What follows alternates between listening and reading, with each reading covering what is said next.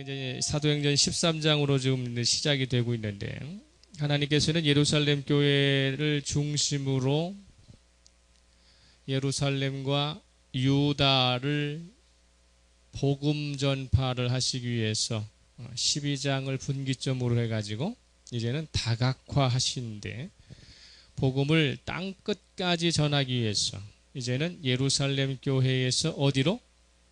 안디옥 교회로 선교의 중심축을 좀 옮겨 가시고 있는 중이다는 것입니다.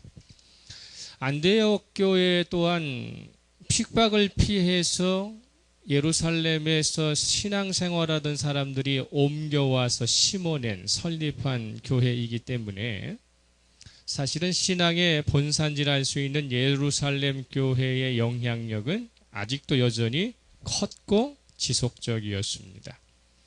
그렇기 때문에 그 공동체 안에 할례에 대한 문제들, 율법 준수에 대한 이런 것들을 강조하는 유대주의적인 성향이 곳곳에 남아 있었지만 그것에 굴하지 않고 안디옥 교회는 예루살렘 교회를 이렇게 교사 삼아서 예루살렘 교회가 좋고 긍정적인 것들, 강점 같은 것은 쉽게 받아들이면서도 예루살렘 안에 이 교회가 가지고 있는 부정적이고 또 단점인 것은 배격해내는 그런 아주 새로운 어떤 의지들이 있었어요. 그렇기 때문에 기존에 가지고 있던 것 가운데 속에서 이거는 잘못된 것이다, 이건 부정적인 것이다 하면 과감하게 내려놓고 그런 가운데 속에 이것은 내가 배워야 되겠다, 이것은 계속 전통적으로 유지해야 되겠다고 하는 것들은 지켜내는 아주 새로운 어떤 시각을 가지고 있었던 것이라는 것이죠. 그 때문에 예루살렘 교회에서 교회를 운영하는 가운데 속에서 예루살렘 교회는 어떤 특정한 사람에게 어떤 권력이 주어지거나 어떤 특정한 사람의 어떤 위에서 휘둘러지지 않았어요. 보이지 않는 성령의 역사가 있는 가운데 속에 흔히 이야기하는 예루살렘 교회에서는 주의 형제 야고보라고 하는 주님의 육신의 형제 야고보를 수장으로 삼아서, 그래서 또 지난주에 순교당한 요한의 형 야고보, 또 사도 요한, 베드로, 이렇게 12사도들이 중심으로 섬기는, 직분에 따라 달란트에 따라서 섬기는 집단 공동체의 어떤 그런 체제를 가지고 있었어요. 그래서 집단 지도 체제를 가지고 있었죠. 이러한 집단 지도 체제의 운영 방식이 어디까지? 안디옥 교회까지 그대로 좋은 전통으로 옮겨와서 어떤 개인에게 어떤 특별한 은사나 어떤 달란트가 있는 사람에게 권력이라든지 지도력이 집중되는 것이 아니라 자신의 은사와 달란트를 합쳐서 그래서 공동으로 함께 운영하는 방식으로 선택했죠. 그러다 보니까 이들에게 있어서 운영의 방식에서 가장 중요한 것은 뭐냐면 성령께서 어떻게 이 공동체에 말씀하시고 있느냐라고 하는 부분이에요. 성령께서 말씀하시는 것을 어떻게 깨달을 수 있어요? 그것은 함께 회중이 모여서 기도하는 것이죠. 지도자들이 모여서 금식하면서 겸비한 가운데 속에 하나님의 뜻을 듣기 위해서 이분이 무엇을 지향하고 있는가를 민감하게 반응하기 위해서 영적으로 항상 깨어있는 그러한 상태에 있었다는 것이죠. 자, 13장 1절 볼까요? 13장 1절에 안디옥 교회에 선지자들과 교사들이 있으니 곧 바나바와 니게르라 하는 시므온과 구레네 사람 루기오와 분봉왕 헤롯의 젖동생 마나엔과 및 사울이라. 이렇게 이제 사도행전의 후반부를 13장에서 시작하면서 안디옥 교회의 지도자들에 대한 이야기를 여기서 소개하고 있습니다. 대표적으로는 맨 앞에 나와 있는 사람이 담임 목회자죠. 다 바나바라고 하는 사람을 위시해서 4명의 사람이 나와요. 근데 4명, 이 5명에게 특별하게 뭐라고 직분이 주어졌느냐면은 선지자 또는 교사들이었다, 이렇게 이야기를 하고 있습니다. 마지막에 소개되고 있는 사울은 가장 늦게 안디옥 교회에 합류한 신임 지도자였다는 것을 알 수 있겠고요. 그런 가운데 속에서 이 마지막에 지금 기록되어 있는 이 사울이 이제 유대인의 사도라 불리는 베드로에게서 이방인의 사도로 부름받아서 이방인을 향한 복음 전파의 바턴을 이어받아 가지고 이제 사도행전 13장 이후에는 누구를 중심으로, 이 사울을 중심으로 하나님께서 역사해 가실 것이라는 것을 이야기를 하고 있습니다. 후에 사도 바울은 고린도 교회를 향해서 하나님께서 교회에 세우시는 직분이 있다 이렇게 이야기하고 있어요. 교회에 세우신 직분이 있다. 이 고린도전서 12장 28절에 가보면 교회에는 이러이러한 직분자들이 있고 이러이러한 은사가 있고 이러이러한 달란트가 있다라고 하는 것들을 고린도전서 12장 28절 이하에서 이야기하고 있어요. 하나님이 교회 중에 몇을 세우셨으니 첫째는 사도요, 둘째는 선지자요, 셋째는 교사요, 그 다음은 능력을 행하는 자요, 그 다음은 병 고치는 은사와 서로 돕는 것과 다스리는 것과 각종 방언을 말하는 것이다. 이렇게 소개를 하고 있죠. 교회의 지도자로서는 사도, 선지자, 교사가 세워져 있다 이렇게 이야기하고 있습니다. 사도라고 하는 것은 무엇입니까? 예수님과 함께 공생의 사역을 직접 동참했던, 예수님으로부터 직접 복음을 듣고 그리고 복음의 사역자로 교육받아서 세상으로 어떻게 해요? 보냄을 받는 사람들, 이 사람을 사도라고 이야기를 해요. 그리스도로부터 직접 복음을 위임받은 사람들. 그래서 이 사도의 계열에서는 12명의 사도와 그리고 나중에 이제 바나바나 사울도 사도 계열에 들어가는데 이런 가운데 속에서의 있습니다.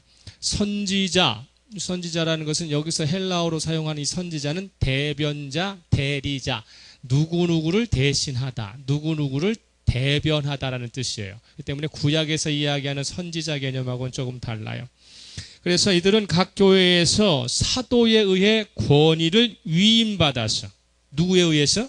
사도에 의해서 권위를 위임받아서 하나님의 말씀과 뜻을 전하는 직분자를 선지자라고 이야기하고 있는데, 이 선지자는 또 뭐가 중요하냐면 앞으로 일어날 미래 일에 대하여 예언한다 그 말이죠. 그래서 뭐 우리가 11장에서도 아가보라고 하는 선지자가 일어나 가지고 후에 온 세상에 흉년이 있을 것이다 이렇게 이야기했던 것처럼, 그래서 이 선지자는 사도로부터 권위를 위임받아 가지고 말씀을 전하고 가르치는 일뿐만 아니라 그가 성령의 지시를 받아 가지고 앞으로 일어날 미래의 일을 예언하는 데 쓰임받는 사람이었다라고 하는 것입니다.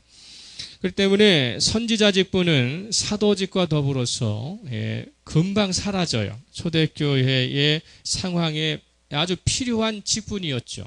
그러나 이 예루살렘 교회를 중심으로 해서 사도들과 이 선지자 계열들이 초대교회를 설립하는데 수많은 일들을 감당을 하지만, 우리가 소위 이야기하는 성경이 완성되는, 그러니까 이 성경이 완성되는 것은 요한계시록이 쓰여진 때가 주후 97년에서 100년경이기 때문에 그 이후에는 이 사도와 선지자들이 이제 직분이 사라져요. 직분이 사라지죠.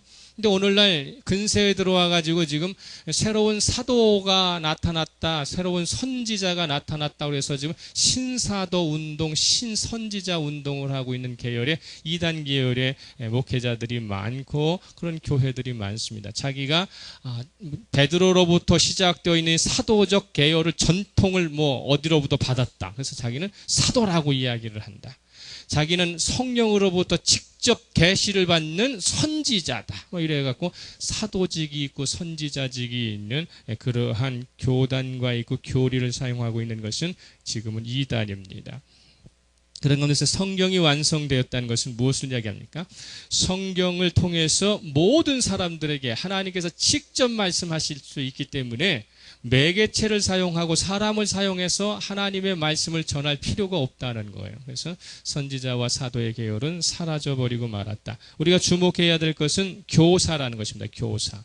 이 교사라고 하는 말은 헬라어로 디다스칼루스라고 써 있어요. 디다스칼루스.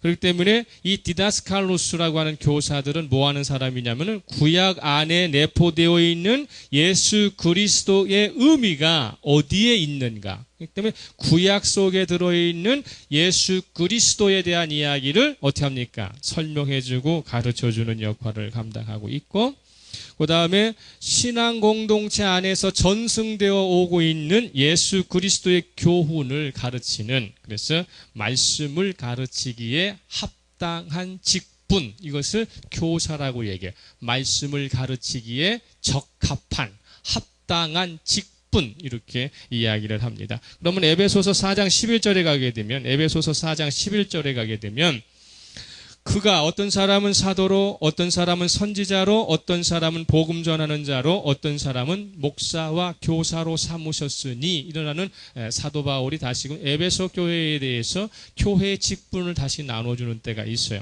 그런 가운데 속에서 사도, 선지자, 그 다음에 어떤 사람은 복음 전하는 자. 이 복음 전하는 자라는 것은 예수님의 12제자만 복음을 전하는 것이 아니잖아요. 70인의 장로를 세우고 70인의 제자를 세워가지고 둘씩 하나씩 묶어가지고 복음을 전했던 그런 가운데 속에 있습니다. 그런데 뒤에 나오는 목사와 교사 이렇게 되어 있어요. 여기에 관사가 하나만 붙어 있어요. teaching 이렇게 나왔거든요. 그렇기 때문에 목사와 교사, 그러니까 목사는 곧 누구다? 교사다 이렇게 되어 있어요. 그래서 관사가 목사와 교사 앞에 하나만 붙어 있기 때문에 목사를 다른 말로 뭐라고 이야기한다? 교사라고 이야기한다 이렇게 되어 있습니다. 우리 장로회 헌법에도 마찬가지예요. 목사의 직분이 뭐냐? 목사의 의무가 뭐냐? 성도를 하나님의 말씀을 가르치며 성례를 집행하며 그리고 장로와 협의하여 교회를 치리한다 이렇게 되어 있어요. 그래서 목사는 뭐가 가장 뛰어나야 한다? 가르치는 것에 뛰어나야 한다는 것입니다. 설교도 곧 무엇입니까? 가르치는 역사 중에 하나가 속하는 것이죠. 그런 가운데 속에서 13장 1절에서는 사도행전 13장 1절에서는 5명의 이야기가 나오는데 이 5명 중에 누가 선지자이고 누가 교사다라고는 구체적으로 이야기를 하고 있지는 않아요. 그렇지만 누가 선지자다? 바나바냐? 뭐 시므온이냐? 루기오냐? 아니면 마나엔이냐? 사울이냐? 이 사람 중에 5사람 중에 누가 선지자고 누가 교사냐라고 하는 것은 성경에 잘 나오지는 않지만 그러나 헬라어 원문을 보게 되면 은 바나바와 시므온과 루기오는 하나 뭉쳐놨어요. 하나로 뭉쳐놓고 그 다음 누구 남았어요? 예? 마나엔과 사울을 하나로 뭉쳐놨어요. 3사람을 하나로 뭉치고 2사람을 하나로 뭉쳤어요. 그걸 접속사를 그렇게 썼어요. 접속사, 토라고 하는 접속사를 하나의 토라고 하는 접속사에 바나바와 시므온과 루기오를 묶어놓고 또 하나의 토라고 하는 접속사에 마나엔과 사울을 묶어놨기 때문에 앞에 3사람은 뭐다? 선지자 계열이다. 뒤에 있는 마나엔과 교사는 누구다? 교사의 계열이다라고 하는 것을 우리가 미루어 짐작해 볼 수는 있습니다.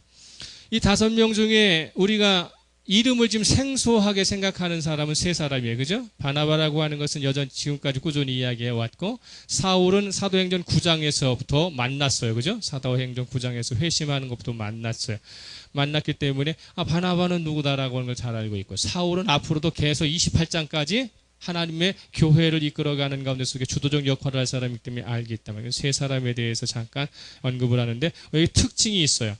바나바와 사울에 대해서는 머리표가 없어요. 머리표가. 바나바, 사울 이렇게 나와 있는데 시므온 앞에는 뭐라고 써요? 니르게라고 하는 시므온. 그죠? 루기오 앞에는 구레네 출신 루기오. 그 다음에 마나엔 앞에는 헤롯의 젖동생 이렇게 머리표를 붙여서 3사람에서는 따로 설명을 조금 가해주고 있어요. 그러면 니게르라는 말은 말 그대로 흑인이라는 뜻이에요. 흑인 시므온 이런 뜻입니다. 검둥이 시므온 이렇게 되어 있어요. 그러면 검둥이 이 흑인 시므온에게 뭐 특별한 어떤 이력이 있느냐? 예, 있어요. 이 사람이 누구냐면 AD 30년경 6월절 예수께서 본디오 빌라도에게 십자가형을 언도받으시고 일명 고난의 빌로 도도로사 비아 돌로로사, 비아 무엇을 향하여라는 거예요. 비아 돌로로사, 고난의 그 길이 십자가의 길이 한 800m 되는데 그 길을 오르실 때에 구레네에서 순례온 어떤 사람이 예수 십자가 지는 거 보다가 예수께서 십자가를 떨어뜨리시죠. 그러니까 로마 병사가 어떻게 해요? 길거리에 군중 한 중에를 데려다가 예수님의 십자가 지게 하셨죠. 이게 구레네 시몬인데 이 사람이 바로 그 사람이에요. 그래서 니게르라는 시몬이라는 사람은 많은 사람들이 기다 아니다 많게 이야기를 하고 있지만 이 사람이 어떤 그 이력이 뭐냐면은 골고다의 십자가의 길에서 예수님의 십자가를 잠시 대신 지고 올라갔던 그 사람이었어요. 이 사람은 유대교에 개종한 이방인이었습니다. 그런데 유대교로 개종한 이방인이었던 사람이 율월절 순례에 올라왔다가 그 사건을 보고 예수 십자가 대신 진 이후로 그는 유대교에서 뭘로? 기독교로 개종한 사람이에요. 기독교로 개종한 회심한 사람이죠. 예수님을 처음 만났을 때 억지로 지게 된 십자가가 계기가 되고 인연이 되어가지고 그래가지고 지금 안디옥 교회에 이 사람은 어떤 계열에 올라와 있어요? 선지자 계열에 올라와 있는 사람입니다. 이 사람은 선지자 계열에 뽑힐 정도로 영적 복을 받아갔고요. 하나님 선교 사역에 아주 중요한 역할을 감당하고 있습니다. 그래서 이 사도 바울은 나중에 이 구레네 출신이지만 니게르 시므온 가정을 매우 존경하면서 그런 가운데 속에서 이 가정을 매우 이렇게 칭찬을 합니다. 거기가 어디서 나오느냐면요. 로마서 16장 13절 가면 나와요. 그에게는 아내와 두 아들이 있었죠. 아내와 두 아들이 있었는데 시므온의 아들은 첫째 알렉산더라고 하는 아들이고요. 두 번째는 루포라고 하는 아들이에요. 알렉산더라고 하는 것은 시몬의 첫째 아들이 어디서 태어났다는 걸 알 수 있어요? 알렉산드리아라고 하는 곳에서 태어났다라고 하는 것을 알게 되죠. 그래서 로마서 16장 13절을 찾아보면 뭐라고 이야기하고 있느냐면 주 안에서 택하심을 입은 루포와 그 어머니에게 문안하라. 그의 어머니는 곧 내 어머니니라. 이렇게 이야기할 정도로 이 사도 바울이 루포와 그리고 시므온의 아내에 대한 이야기를 로마서에서 기술할 정도로 이 가정은 이 안디옥 교회뿐만 아니라 어디까지? 로마 전 지역에까지 제대로 알려져 있는 유명한 신앙의 가문이라고 하는 것을 알게 됩니다. 우리가 깊이 생각해야 합니다. 예수 그리스도의 십자가 잠시 내가 대신 졌지만 주님께서는 잠시 진 그 사람을 지나쳐 가지 않으시고 그의 영혼을 찾아가 주셔서 구원해 주셨을 뿐만 아니라 그의 가정을 전체를 어떻게 합니까? 끌어내어 복음의 위대한 가정으로 남겨줬어요. 로마서에 사도 바울이 마지막 인사를 할 때에 루포와 그의 어머니를 기억해야 하고 존경해야 한다. 그의 어머니, 루포의 어머니는 곧 누구의 어머니다? 나의 어머니처럼 그렇게 섬겨야 한다라고 로마 교회에 간절하게 부탁하게 되는 것입니다. 두 번째 사람이 누구 이름이 나오냐면은 구레네 출신 루기오 이렇게 나와 있어요. 근데 구레네라고 하는 것은 지금 시므온도 구레네 출신인데 이 루기오도 구레네 출신이 이 구레네는 지금의 아프리카 지역의 이디오피아 지역입니다. 그래서 이집트 바로 밑에 있는 근데 그 당시에는 상당히 경제력도 좋았던 것이죠.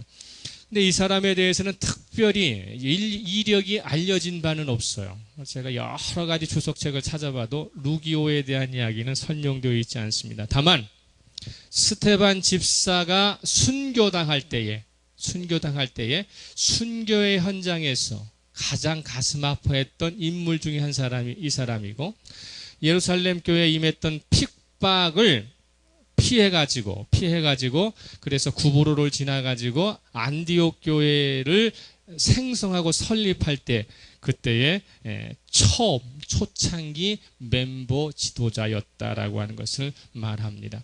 물론 많은 신학자들은 로마서 16장 21절에서 누기오라고 하는 사람 이름이 나와요. 누기오. 그러니까 루기오가 아니라 로마서 16장 21절에는 누기오라고 하는 사람이 나오는데 사도 바울이 이 누기오에 대해서 뭐라고 얘기하느냐면 이 사람은 나의 친척이다 이렇게 이야기를 하거든요. 그래서 이 사람이 아닐까 라고 그렇게 추정을 하고 있는데 정확하게 계산되지 않았지만 이 루기오는 예루살렘 교회에서 신앙생활을 하던 그런데 핍박을 피해가지고 안디옥 교회에 와서 복음의 어떤 안디옥 교회를 설립하는데 지대한 영향력을 끼쳤던 초창기 멤버다라고 하는 것을 알게 되죠. 그럼 시므온과 루기오의 특징이 있죠, 그죠? 어디서부터 시작했다? 그들의 신앙이 예루살렘에서 시작했다. 그런 가운데 누구를 만났다? 부활하신 예수님을 뵌 사람들이다 라고 하는 것을 우리가 알게 돼요. 세 번째로는 뭐라고 나와 있어요? 분봉왕 헤롯, 그죠? 헤롯의 젖동생 마나엔 이렇게 되어 있어요. 분봉왕 헤롯이라고 하는 사람은 BC 4년서부터 AD 39년까지 갈릴리와 베레아 지역의 예수님의 고향이죠. 갈릴리가. 그래서 예수님의 고향 지역인 갈릴리와 베레아 지역의 분봉왕으로 통치자였었어요. 이 사람 이름이 헤롯 안티파스 또는 헤롯 안디바 또는 헤롯 안티파스라고 그래. 파터라고도 이야기하고 하는데 헤롯 안디바가 바로 이 사람인데 이 안티파스가 누굽니까? 세례 요한을 죽인 사람이죠. 세례 요한을 죽이고 예수님께서 6월절 날 빌라도에게 심판을 받으시다가 너 어디 출신이냐? 그러니까 예수님이 뭐라고 그래요? 나 갈릴리 출신이야. 그러니까 헤롯이 그때 갈릴리의 분봉왕이었기 때문에 예수님을 이 빌라도가 헤롯에게 보내잖아요. 헤롯이 보내가지고 온갖 조롱을 하고 난 다음에 자기 겉옷을 어떻게 왕복을 예수님께 입혀주는 조롱했던 이 사람이 헤롯 안디바라고 하는 사람입니다. 그런데 마나엔을 젖동생 이렇게 되어 있죠. 젖동생이라고 하는 것은 뭐예요? 젖동생이라는 뜻이 누구와 함께 양육을 받다 그런 것입니다. 같은 유모의 젖을 먹고 자랐다 그런 뜻입니다. 그러니까 같은 유모, 똑같은 사람의 젖을 먹고 자란 사람, 이 사람이 근데 마나엔인데 마나엔은 헤롯 안티파스와 함께 궁정에서 자란 유대 귀족 출신이에요. 그래서 로마의 청소년기에 로마의 유학을 다녀올 정도로 매우 강력한 부분이었습니다. 이 헤롯 가문은 이두메 족속이에요. 그래서 이두메 족속. 그렇기 때문에 에돔 족속이라고 우리 얘기해요. 에돔은 누구의 후손이에요? 에서의 후손이죠. 에서의 후손이라서 에돔 족속인데 에돔 족속 가운데 속에서 이 헤롯이 유대를 장악하는 가운데 속에서 유대인들과 연합을 하는 가운데 속에서 유명한 유대 가문과 이제 연합을 하게 되는데 이 마나엔이라고 하는 말이 히브리어 말로는 무나햄이 됩니다. 무나햄. 이 무나햄은 그 당시에 유대 가족, 이 사람들 유대인 가운데 속에 정통이 있는 귀족 가문 사람이었었어요. 이 사람이기 때문에 이 마나에는 출신 성분이 뭐다? 왕족과 견줄 수 있는 막강한 귀족 출신이라고 하는 것이었습니다. 그런데 역사의 아이러니는 여기에서 우리가 나타나고 있어요. 우리가 깊이 생각할 게 뭔가 똑같은 사람의 젖을 먹고 자랐는데 한 사람은 세례 요한을 죽이고 예수님 재판받으실 때에 호기심으로 자신을 지위를 이용해 갖고 조롱을 일삼다가 멸망을 자초한 사람입니다.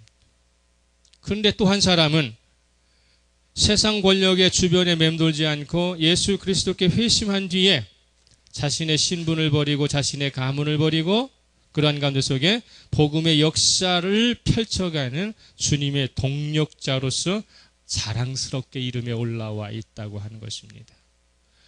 똑같은 환경과 똑같은 상황 속에서도 그들의 인생의 방법은 달라질 수 있다는 것이죠. 한 부모 밑에서 태어난 사람들이 다 동일할 수는 없잖아요. 그런 가운데 속에 우리는 지금 어디를 선택하고 있는가라는 것은 매우 중요한 것입니다. 위에서 설명한 사람들의 특징은 뭡니까? 예수 그리스도를 만난 뒤에 선천적으로 형성된 상황, 주어지는 지위를 버리고 새로운 삶으로 옮겨 앉은 사람이다 라는 것을 알 수 있습니다. 자신을 중심에 두고 세상을 살 수 있는 자리, 거기에서 기꺼이 내려와 가지고 하나님을 중심으로 삼는 성도의 자리를 최고의 가치로 여길 줄 알았다라는 것입니다. 그들은 예수님께 회심한 후에 교회를 섬기면서 자기보다는 우리라고 하는 함께한다는 공동체에 초점을 맞추고 살면서 한 교회의 지도자로서 서로가 연합하여 성령의 지시를 받아가지고 하나님의 뜻을 실현하고 있다는 것입니다. 자기를 세상의 중심에 놓고 사는 사람들의 말로 끝이 어디로 갈 것인가? 이 세상의 중심이 자신이라고 생각하는 사람들의 끝이 어디로 갈 것인가? 라고 하는 아주 우스꽝스러운 옛날 얘기가 하나 있어요. 세 사람이 어느 부잣집을 보니까 너무 돈이 많아. 그러니까 세 사람이 강도가 돼가지고 부잣집을 쳐들어가가지고 수많은 돈을 강탈을 해가지고 이제 자기 걸로 삼으려고 이제 세 사람 분으로 이렇게 나누면 돼. 그러니까 돈을 훔치고 난 다음에 많은 돈을 앞에 놓고 세 사람이 나누려다 보니까 한 사람 한 사람마다 그 사람 속에 무슨 생각이 들었냐면 셋이 나누는 것보다는 나 혼자 갖는 것은 어떻겠는가 그 생각을 하는 거예요. 그러니까 혼자 갖고 싶다는 생각이 드니까 이제 둘과 하나로 나뉘어요. 그래서 두 사람이 연합을 해서 한 사람을 죽이려고 합니다. 그래서 두 사람이 한 사람에게 뭐라고 얘기하느냐면 우리가 매우 목이 마르니까 나가서 좀 음료수 좀 하나 사오라고. 그래서 한 사람을 음료수 내보내는 중에 둘이 작당을 하죠. 저놈 돌아오면은 죽여버리고 셋이 나눌 것을 둘이 나누자. 근데 그러고 나갔고 근데 한 사람이 나가면서 심부름한 사람은 그 사람 뭐라고 생각하겠어요? 저 두 놈을 죽이면은 내가 저거 다 가질 수 있을 텐데 라고 생각하면서 음료수를 사면서 거기다 뭐를 첨가해? 독곡물을 첨가해서 가져오는 거예요. 그러면서 두 놈을 죽이면 내가 갖겠다 그러니까 두 놈은 하나를 죽이기 위해서 작당을 하고 있고 하나는 두 놈 죽이기 위해서 독국물 탔고 그래서 음료수를 가지고 오는 이 한 사람을 두 사람이 작당을 해서 죽여버렸어요. 그러니까 얼마나 기쁘겠어요. 세 개 나눌 것을 두 개로 이제 둘이 나누니까. 그런데 너무도 기쁜 나머지 음료수 사온 이 사람의 의심하지 않고 건배하고 둘이 다 마셔버렸어요. 그래서 둘도 죽어버렸어요. 돈 차지는 누구 차지입니까? 아무도 없죠. 우리가 흔히 생각을 잘 생각해보세요. 이 세상 우주 만물을 하나님께서 창조를 하셨는데 인간이 주인이 되고 인간이 중심이 돼가지고 내가 갖고 싶은 대로 내가 살고 싶은 대로 스스로가 생각할 때마다 거기는 뭐가 생기는 거예요? 지옥이 생기는 거예요. 어떤 사람이 지옥을 설명할 때 이렇게 이야기했습니다. 잘 들으세요. 지옥이라는 것은 어떤 것이냐? 지옥은 하나님을 최종적이고 결정적인 자리에서 배제시키고 자신의 의견을 최종적이면서도 결정적으로 주장하는 것은 지옥이다 이렇게 이야기하고 있습니다. 우리가 살아가고 있는 가정에서 하나님 중심, 하나님의 생각을 하면 거기는 에덴이 회복될 수 있습니다. 할렐루야. 그러나 아무리 남녀가 사랑을 하고 아무리 부모와 자식 간이 화목하다고 생각해서 가정을 일군 그곳에 하나님의 생각이 없고 하나님의 중심이 없고 사람이 중심이 되고 아버지가 중심이 되고 어머니가 중심이 되고 자식이 중심이 되는 곳에는 반드시 뭐가 나타나? 지옥의 현상이 나타나게 되어 있어요. 그래서 에덴이 사라져버리고 지옥이 들어오게 되어 있다고 하는 것입니다. 하나님을 배제하고 인간을 최우선적으로 생각했던 곳이 어디냐면은 창세기 11장에 나오는 바벨탑 사건이에요.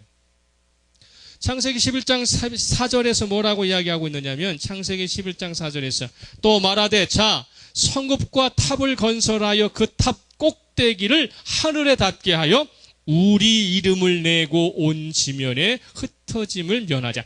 자기 이름 내기 위해서 인간 이름 내기 위해서 인간 중심이 되기 위해서 바벨탑을 쌓았지만 자신의 이름을 하늘 끝까지 알리고 싶었던 이들에게 주어지는 것은 첫째, 불통이요.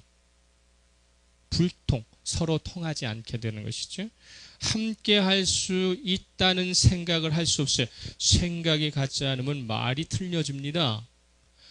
우리가 지금 북한과 우리가 지금 생각하는 게 다르잖아요. 똑같은 한국말을 하는데 알아듣지를 못해요. 개성공단의 당국자들이, 남북한의 당국자들이 모여 앉아가지고 똑같이 한국말 하고 있는데 서로 이해를 못하고 있어요. 누가 무슨 말을 하고 있는지를 제대로 모른다는 것이죠. 가정에서 하나님의 중심이 사라져버리면, 하나님의 말씀이 사라져버리면 남편이 아내에게 아무리 얘기해도 불통. 여러분이 살아가는 사회 가운데 속에 자기가 중심이 되어버리면요, 자기 생각만 이야기하고 자기 말만 하다 보면 상대방과는 통하지 않게 되는 것입니다. 하나님께서 창조하신 세상이니만큼 누가 주인이 되어야 돼요? 하나님이 중심이 되어야 돼요.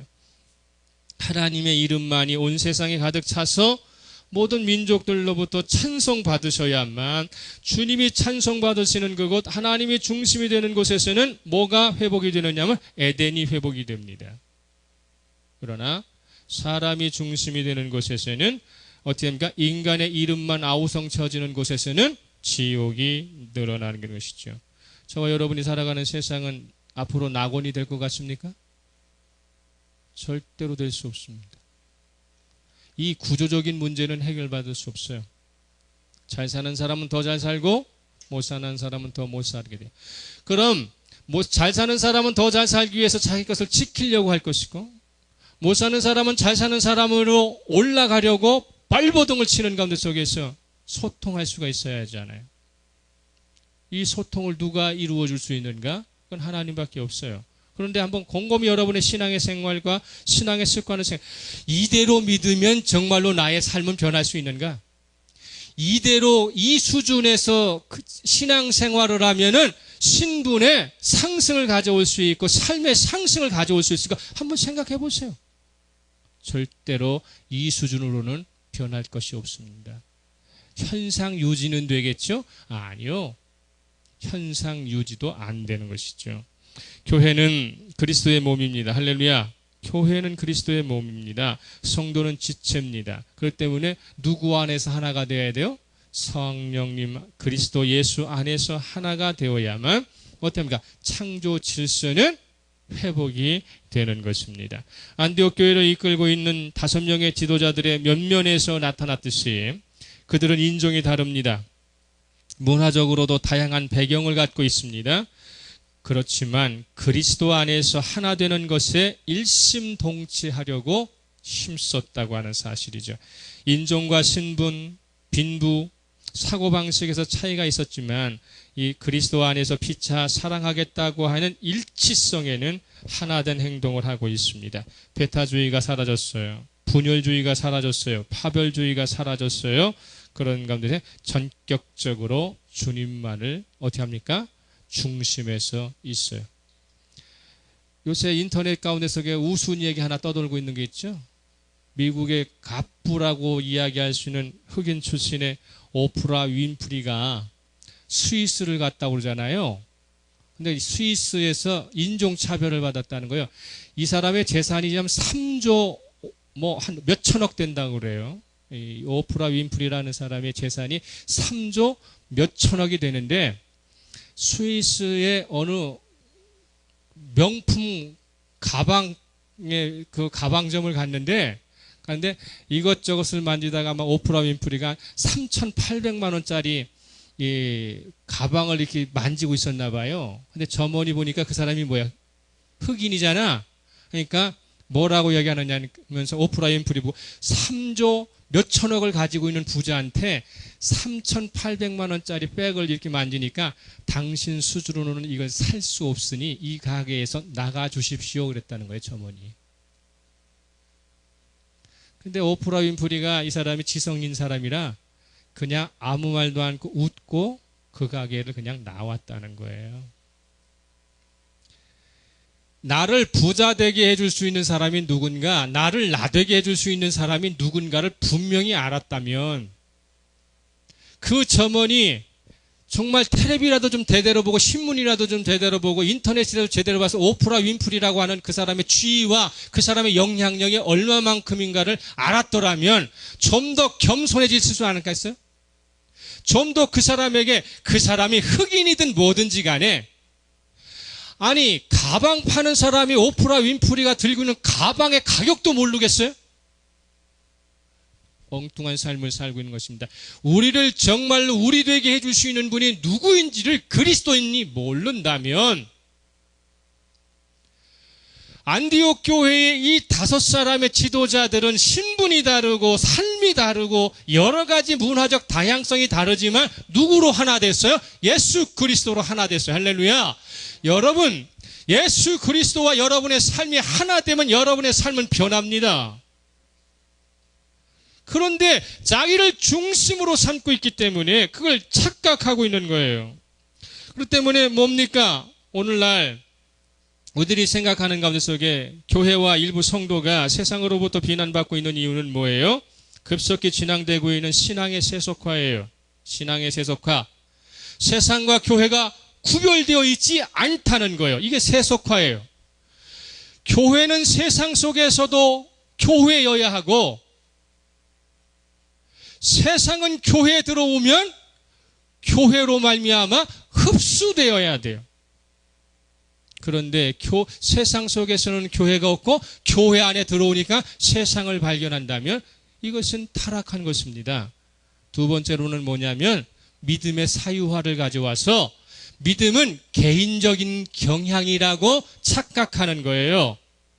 믿음이 개인적인 경향으로 전락해버리니까 하나님이 중심에서 벗어나 버리는 거예요. 내가 바쁘면 못 나오는 거예요. 내가 바쁘고 아프고 내가 더 중요한 일이 있으면 예배 빠져버리는 거예요. 그 사람에게 그의 인생에 변화가 나타날 수 있겠느냐는 거죠. 좀 고난을 받고 좀 가난에 처해지고 좀 어렵더라도 진득하게 그분이 나를 향하여 무엇을 계획하고 계시는가를 깨닫고 기다릴 때에 준비된 자에게만 기회가 주어집니다. 할렐루야. 준비하고 있는 사람에게만 하나님께서는 기회 주시는 거예요.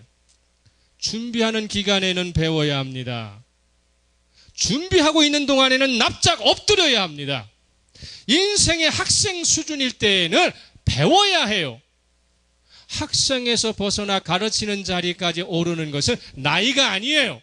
영적 수준이에요.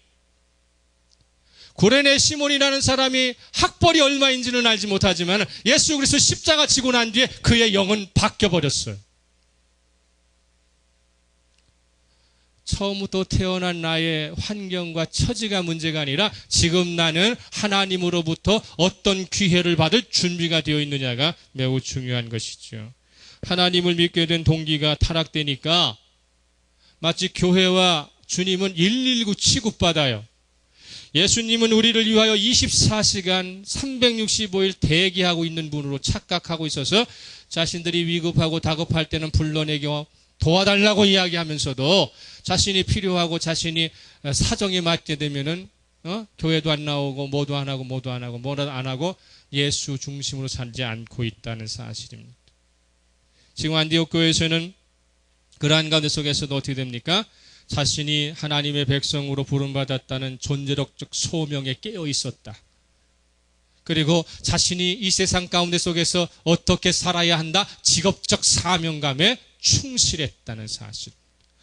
존재적 소명을 잃어버리고 직업적 사명감을 잊어버리게 되면 하나님은 그 사람에게 주변부로 떠나버리고 마는 것이죠. 그러니까 어떻게 됩니까? 하나님의 뜻을 가장 우선하여 모든 것을 선택하고 결정하겠다는 소명에 따른 사명에 응답하는 삶을 살지 않고 죄인을 구원하시기 위해 십자가에서 돌아가신 예수 그리스도 희생은 언제든지 오케이, 내가 수용하겠다라고 이야기하면서 주님과 함께 죽을 각오하고 골고다의 그 고난까지 감수해야 한다고 말하면 그것만큼은 노입니다 라고 이야기하는 신앙을 취사 선택해서 소비적 패턴으로 그렇게 전락시켜버리는 그 사람에게 어떤 비전이 있을 것이며 어떤 비전이 꿈이 이루어지겠느냐는 것이죠. 수천 명, 수만 명이 역사를 뒤흔들어가고 뒤집히는 것이 아니라 한 사람과 소수의 사람에 의하여 한 나라의 역사는 뒤집어지는 것입니다. 우리 참되고 새로운 교회가 이 한국의 교회를 뒤집을 수 있다고 하는 비전을 품기를 그리스도 이름으로 축복합니다. 그러려면 어떻게 됩니까? 우리의 인생의 중심을 하나님으로 시작되는 것입니다. 안디옥 교회는 성령님의 의견에 대해 절대적으로 신뢰한 집단이에요. 함께 말씀을 배운 사람들과의 의견을 조율하는 데 있어서 하나님을 중심으로 모시고 부르신 뜻에, 그 부르신 분의 뜻에 순종하고 있습니다. 여러분, 작은 교회를 이루었을 때에 여러분들이 지도자로서의 지위와 직분을 제대로 감당하지 못하면 큰 교회를 이루고 큰 사회에서 그 사람에게 지도자로의 기회는 없습니다. 몇 사람 모이는 가운데 속에서 거기에 희생이 없고, 몇 사람 모이는 가운데 속에 순종이 없고, 몇 사람 모이는 가운데 속에 자기 인생의 스케줄을 자기 마음대로 짜는 그 사람에게 어떻게 더 큰 것을 맡기시겠어요? 가정의 영적 지도자가 되려면 내 자녀와 내 앞길에 영적으로 내 길을 열려면 가장 적고 가장 작은 그 집단에서 순종이 있어야 돼요. 주님은 분명히 말씀해요. 지극히 작은 것에 충성된 자가 큰 것에도 충성되느니라. 할렐루야. 지극히 작은 것에 불의한 자는 큰 것에도 불의한 사람이라고 말씀하셨어요. 그러면서 주님께서는 뭐라고 얘기하느냐면 쟁기를 든 자가 뒤를 돌아보미 마땅치 않다고 누가복음 9장 62절에서 말씀하셨어요. 우리가 하나님의 사역을 감당하면서 어떻게 자꾸 자기 집안일 찾아보고 자꾸 세상 달아보고 자꾸 뒤돌아보게 되면 언제 그 밭은 똑바로 가겠어요? 복음의 밭이 어떻게 쟁기질을 어떻게 하겠어요? 이 부분을 생각해야 합니다. 교회의 본질적 사명은 뭡니까? 복음 전파예요. 할렐루야. 복음 전파예요. 예수 그리스도로 모인 이 사람들이 말로만 가갖고 예수 믿으세요라고 이야기하는 것이 아니라 가정에서 내가 복음 전파하는 사람이 되어야 하는 것이죠. 아내의 자리에서, 남편의 자리에서, 자식의 자리에서, 선생의 자리에서, 교사의 자리에서, 목사의 자리에서 내가 복음 전파를 감당하고 있는 사람이라는 사실을 난처하게 드러내야 하는 것이죠. 마태복음 28장 19절에서 20절 말씀이 뭡니까? 너희는 가서 모든 민족을 뭐 삼아서? 제자 삼아서 아버지와 아들과 성령의 이름으로 뭘 주고? 세례를 베풀고 내가 너희에게 분부한 모든 것을 가르쳐 지키게 하라는 거예요. 세례만 주고 어설픈 그리스도인 만들어내는 것이 아니라 분부한 것을 가르치고 그리고 지키게 해야 한다. 그러면서 주님 말씀하셨어요. 내가 세상 끝날까지 너희와 항상 함께 있을 것이다. 가르치고 지키지 않는 그곳에 주님께서 함께 계실 수는 없잖아요. 하나님의 말씀을 보지 않는 그곳에 어떻게 성령이 오시겠어요? 하나님께 기도하지 않는 그곳에 어떻게 성령께서 자유롭게 우리에게 와서 역사하시겠어요? 교회의 2000년 역사 가운데 속에 부흥을 경험한 교인이나 교회나 공동체에 하나같이 틀림없는 이 공통점이 하나 있는데 그 개인과 교회는 반드시 기도로 준비했다는 사실이에요. 왜냐하면 성령의 자유로운 기름 부으심의 역사가 일어나려면 뭘로 끊임없이 은혜를 사모해야 돼요? 기도로 끊임없이 은혜를 사모할 때에만 가능하기 때문에 그렇습니다. 기도 생활에 충실할 때 성령의 역사는 어느 곳에도 제한을 받지 않고 막힘없이 자유롭게 찾아오실 수 있어요. 성령께서 여러분에게 강력한 능력을 제공하시기 위해서 찾아오시는데 여러분 기도의 문이 열려 있지를 않아. 영혼의 문이 열려 있지를 않아요. 어떻게 기적을 동반한 하나님의 역사가 찾아 들어오겠어요? 내가 지혜와 총명과 명철을 달라고 하나님께 기도하면서 책 한 자 받아보지 않고 독서도 하지 않고 말씀 앞에 무릎 꿇지도 않고 어떻게 지혜와 총명의 역사가 성령을 타서 들어오겠어요? 우리 젊은 사람들 가운데 속에 일주일에 책 몇 권이나 읽으십니까? 우리 성도들 가운데 속에 일주일에 과연 성경을 얼마나 진중하게 읽고 계세요? 일주일에 책 한 권도 제대로 못 읽는, 1년에 50권 책도 제대로 못 읽는 젊은이가 어떻게 미래의 지도자가 되겠다고 이야기를 하고, 자기가 살아가는 삶의 현장에서 성공을 하겠다고 그런 꿈을 꾸느냐 그 말이에요. 제가 설교가 55분 정도 되지만 아직도 20분이나 남았어요. 일주일에 목회자로부터 1시간의 설교를 눈 깜짝 안 하고 듣지 못하는 그 사람에게 어떻게 수만 시간의 인생을 맡기시겠느냐고요. 안디옥 교회를 한번 찾아보세요. 여러분, 이거 심각한 문제입니다. 젊은 사람이 죽으면 죽는 것이 교회 와서 죽어야지. 말씀 듣다가 죽어야지. 기도하다가 죽어야지. 어떻게 인생을 어떻게 살려고 점점 각박해지고 어려운 이 시대에 우리가 어떤 삶을 살려고 하느냐 이 말입니다.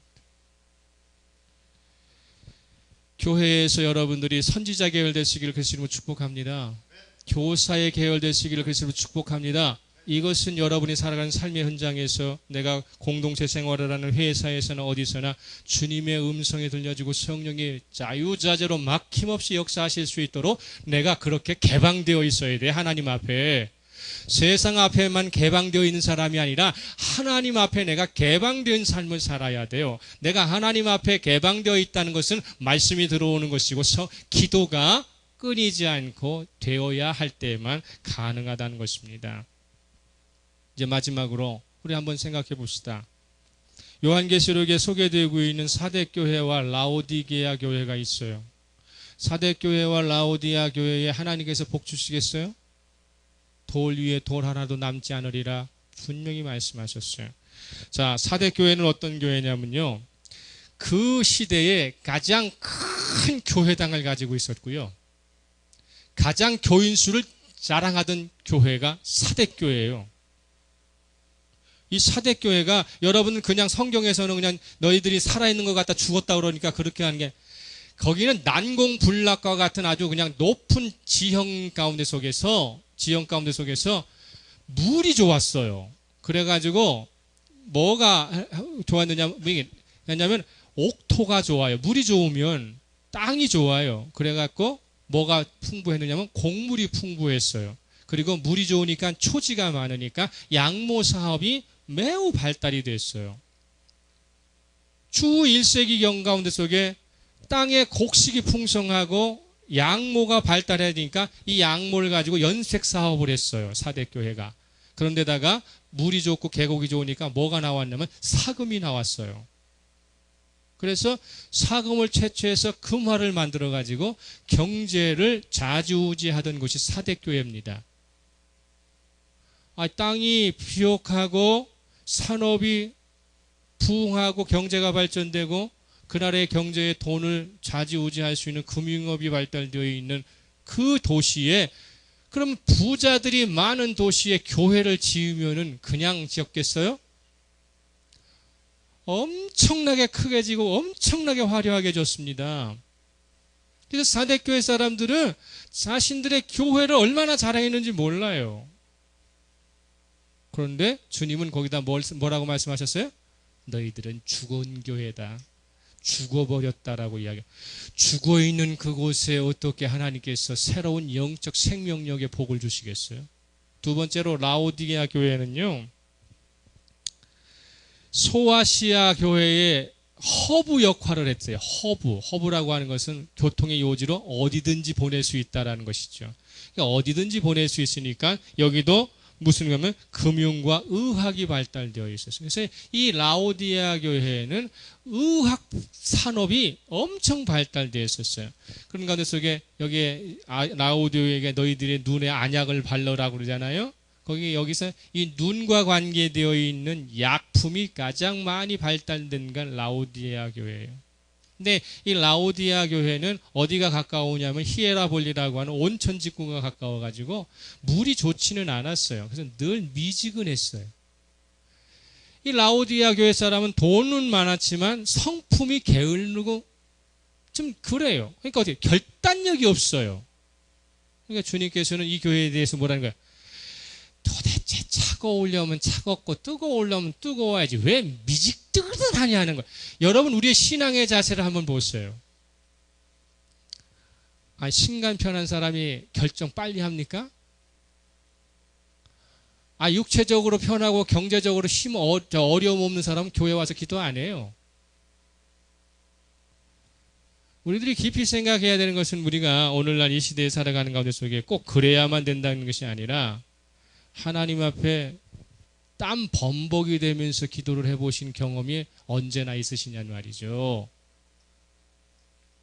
기도를 해도 시원하게 기도해야 되고 기도를 해도 따뜻하게 기도하려고 그러지 얼음과 같이 차가운 곳에서 정말로 기도하고 폭염과 같은 곳에서 기도했던 그때를 한번 기억을 해보시라고. 언제나 사대교회를 향하여 살았으나 죽은 교회라고 말씀하셨고 라오디아 교회를 향해서 뜨거우려면 뜨겁고 차가우려면 차가우라고 말씀하셨어요. 차가운 거나 미지근한 것은 둘 다 하나님께서 토해버리십니다. 우리에게는 영적으로 뭐만 있어야 한다? 뜨거움만 있어야 돼요. 믿으려면 믿고 말려면 말라 하는 게 라오디아 교회를 향한 것입니다.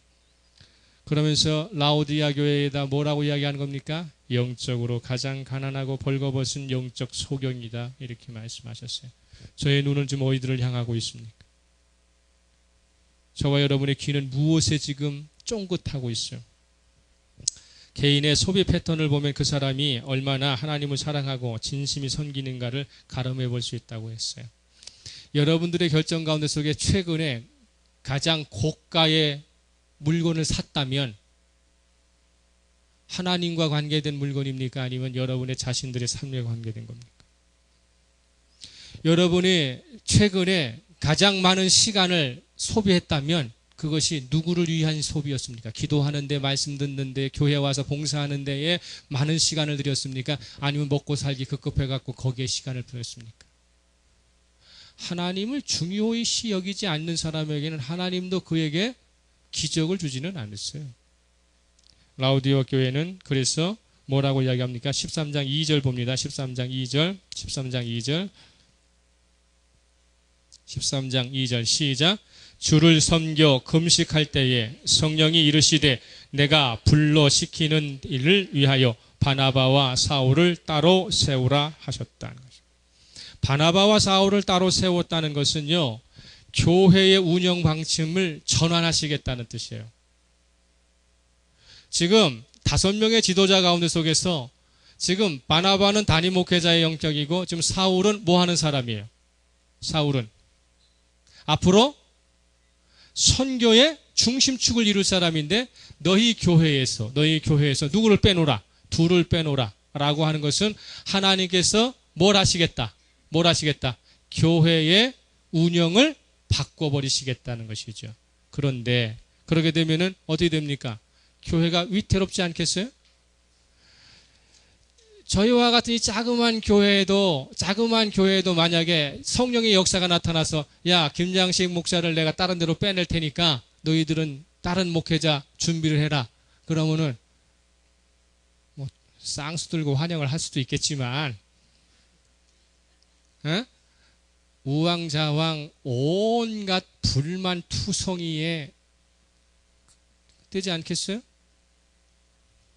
안디옥 교회는 성령이 하시는 것에 대해서 당신의 결정이면 응답합니다. 할렐루야. 결정했어요.